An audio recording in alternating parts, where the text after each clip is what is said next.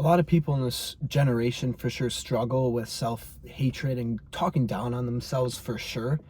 And I think you gotta step back from that and ask yourself, are you changing because of this negative self-talk, or are you changing because you see a better version of yourself in the future? And I think a problem for me I had, and a problem for a lot of these other people, that they talk down on themselves and they're just so used to it because they think, well, I've been talking down on myself for so long and it has made me a better person. And if I like myself and if I truly fall in love with myself and the idea of who I am and who I will be, my motivation will go away because I like myself.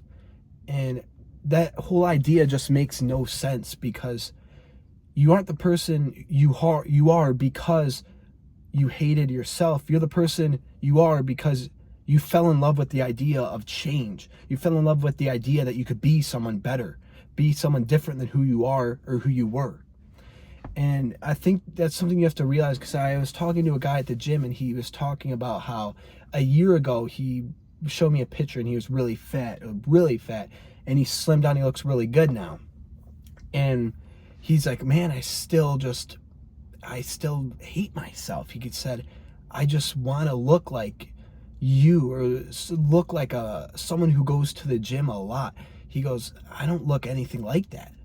And I just told him, I said, well, you don't hate yourself right now. You like the idea of who you'll be in the future. And that's all you need. You have to say, you know what?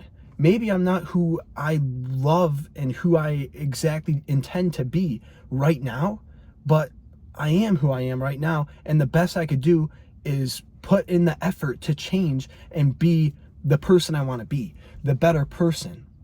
And it's this perspective change you have to put in your mind, and this negative self-talk that you got to slowly work your way up to taking away, because you can't just wake up one day and say, you know what, I like myself, I'm going to be happy, and there's nothing bad about me, and I'm going to be the person I want to be.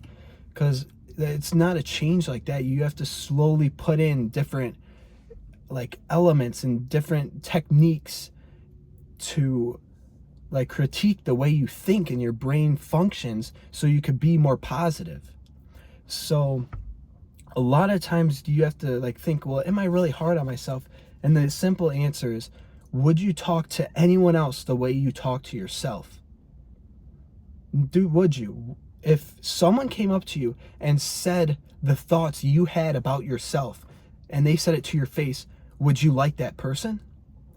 And I think probably 90% of the time of the people in, I think, this generation, and mostly men, I think, struggle with this, would say no. They would hate this person and they'd probably want to kill this person because of how much destructive things and criticism they give to you.